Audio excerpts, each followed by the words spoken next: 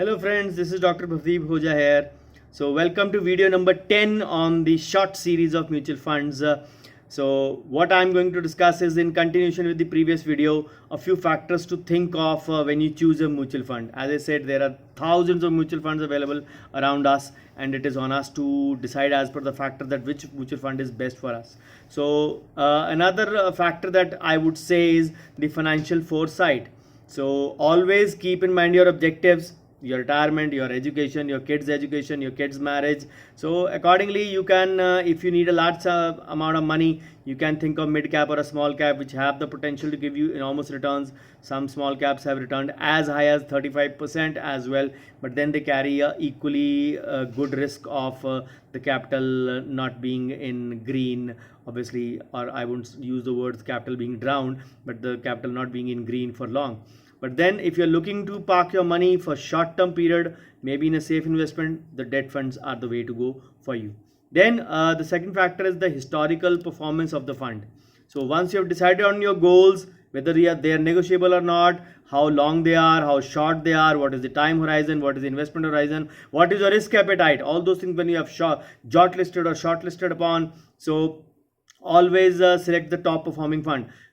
Trust me, there is a lot of data available on the internet, and you can actually search for that and you can get unbiased views. You can compare the same on 2-3 websites, and then you can come across the funds which you feel will be giving you good return. Then compare the 1 year, 3 year, 5 year return, the data, various data, same data. Obviously the data on the websites won't be biased, but yes, there is no harm in you can say comparing it, because if the 5-year returns have been better than the peers or their benchmark returns of the Nifty or the BSE Sensex, so then it is a good choice for investments. So then one of the additional factors which can be handy for selecting a mutual fund is the AUM. AUM, I told you, is the assets under management. That is the reason I use this terminology, and I've given you a nomenclature right at the start so that you know what exactly I'm going to talk about. So AUM means the total number of assets, total value of assets which is under consideration, and then you have to deliver your returns accordingly. So the large size of AUM means the investors have a lot of faith in that fund, and the fund managers which are allocated to that can make rational decisions without fearing कि अगर market correct हुई तो लोग बहुत सारे पैसा इसमें से निकाल लेंगे, and they'll have less money to play with in that case. So then last factor is the risk tolerance of the investor.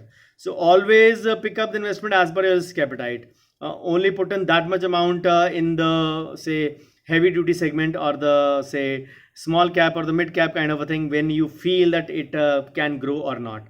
So if you have a good risk appetite, going for the equity, small cap equity, or maybe the aggressive hybrid fund also to earn you quality returns. But if you are a conservative investment, always opt for a blue chip or a large cap equity funds, or maybe sometimes a conservative hybrid funds as well. So accordingly, wherein you can get the returns. So now that you have started to invest in mutual funds or picked up as per your say, what is the next process? You all know, if you go online, your KYC is already done. Once you apply for a mutual fund, you are allotted a folio number. A folio number is like a bank account number. For example, when you open up a bank account, you are given a 12, 14, 16-digit number. Similarly, when you open up with the fund house, they give you a unique number, and that number is known as the folio number, which is actually allotted to every investor, and it stays unique for everyone. So if you are further investing in that fund, you can opt to invest in the same folio also, or maybe if you don't opt for it, you will be allotted a different folio number. So for a different fund house fund, you will have a different folio number accordingly. In the same fund house also, for a same fund you can have different number, or for the same fund you can have a same number as well. So it is your personal choice. There is no bar on having different folio number. So it is always better to have investment for the same fund house. Further investment, for example, if you are invested, your folio number is 1, 2, 3, 4, 5, 6 in Axis mutual fund. So your investment is in Axis long term equity fund. So you have bought, let's suppose 1000 units at face value, whatever it was. So you further want to invest after 6 months in the same fund. So if you apply and you don't notify them of the previous folio number, or if you're doing it online, you don't invest under that, you will be allotted a new portfolio number. It can be maybe 6, 7, 8, 9, whatever it can be. So if you offer to invest in the same portfolio, or so same folio number, similar one, 1, 2, 3, 4, 5, 6, which you had in the initial one, so the same number of units which are allocated now to your purchase will be added in over there. So if you have it under the same folio number, it will become easy for you to also track that how much to sell or how much is in the total value. Yes, the value might purchase, for example, the A funds purchased in the same Axis long term will have been bought at a different NAV. The now purchase, maybe the B fund, B purchase, sorry, in the same fund would have been at a different purchase. So what is the advantage of folio number? It is actually the easiest way to check the investor's record. Whenever you have to redeem, you have to mention the folio number.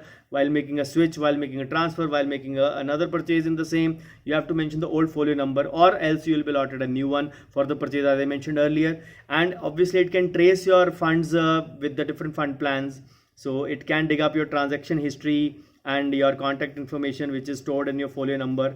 So you can have your investment statements also related to that.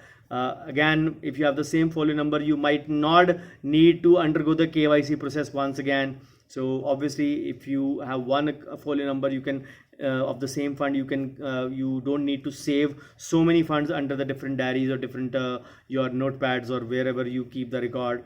And obviously also with the same folio number, the AMC can verify, the asset management company AMC can verify the authenticity of the unit holder. So how do you find the folio number? So the AMC usually sends a monthly statement known as the E-CAS.